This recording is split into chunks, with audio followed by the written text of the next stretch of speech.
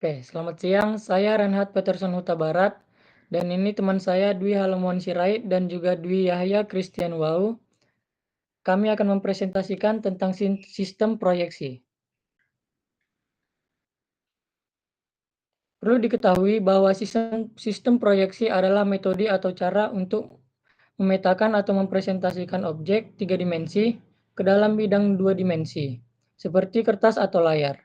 Sistem ini digunakan untuk menggambarkan bentuk, ukuran, dan posisi suatu objek dengan perspektif tertentu, sehingga dapat dipahami dengan lebih mudah tanpa harus melihat objek aslinya. Sistem proyeksi sering digunakan dalam bidang teknik, arsitektur, desain grafis, dan peta untuk visualisasi dan perencanaan.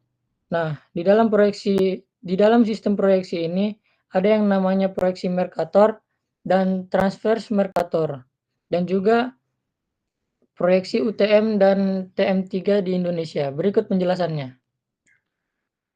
1. Perbandingan proyeksi Mercator dan transfer Mercator.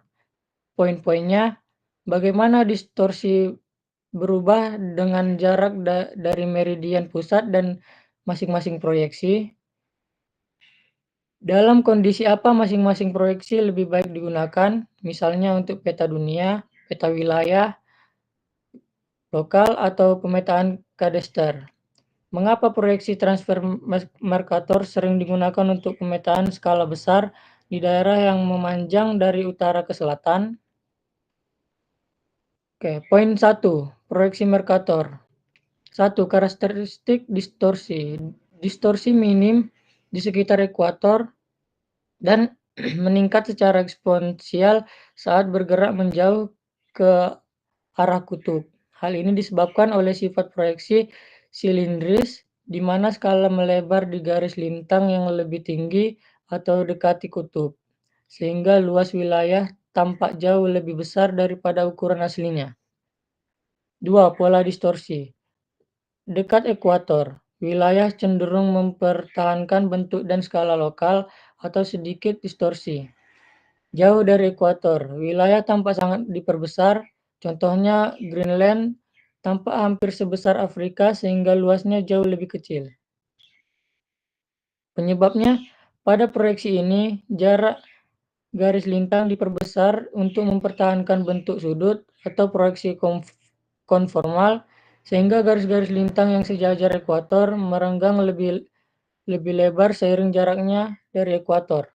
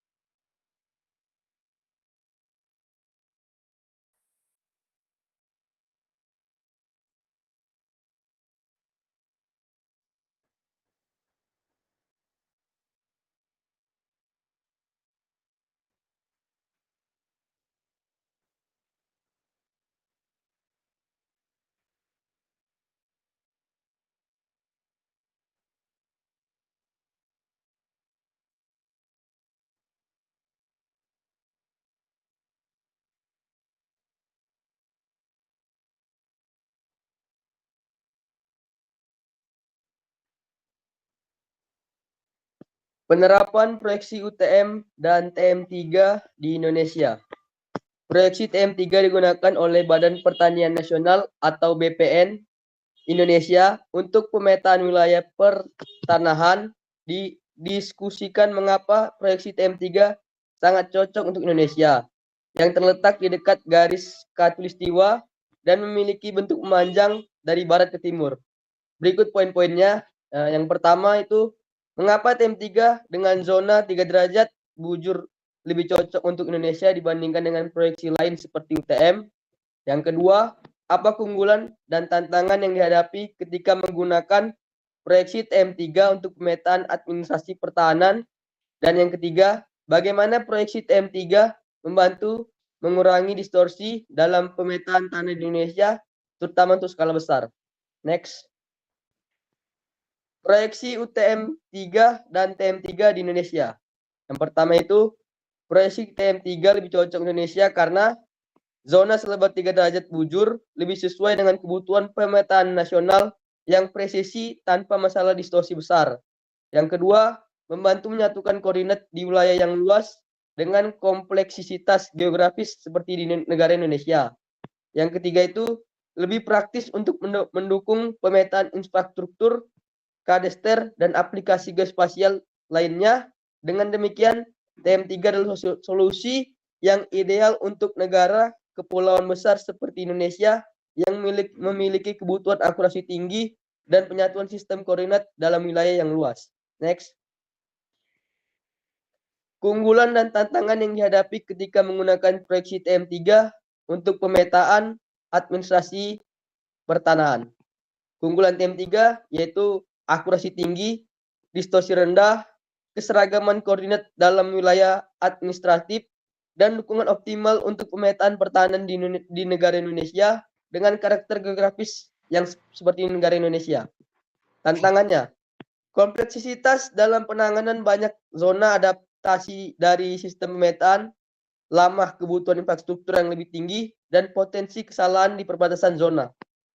Yang kedua itu tantangannya itu untuk mengatasi tantangan ini diperlukan koordinasi nasional yang baik, pelatihan tenaga ahli dan investasi dalam teknologi GIS yang mampu mendukung TM3 secara efisien. Dengan langkah-langkah ini, TM3 dapat menjadi solusi ideal untuk pemetaan administrasi pertahanan di negara Indonesia. Next. Proyeksi TM3 membantu mengurangi distorsi dalam pemetaan tanah di Indonesia. Proyeksi TM3 membantu mengurangi distorsi dalam pemetaan tanah di Indonesia dengan 1. Zona yang lebih sempit sehingga wilayah tetap dekat dengan meridian pusat dan distorsi minimal. 2. Presisi tinggi untuk skala besar menjaga bentuk luas dan jarak wilayah. 3. Konsistensi koordinat di wilayah administratif menghindari masalah data lintas zona. 4. Kemampuan menangani wilayah yang memanjang seperti pulau-pulau di Indonesia. Keunggulan ini menjadikan TM3 sangat efektif untuk pemetaan tanah di Indonesia, terutama untuk kebutuhan skala besar yang memerlukan akurasi dan presisi yang tinggi. Next. Sekian dari kelompok kami. Jika ada kesalahan kata, mohon maaf dan terima kasih. Thank you.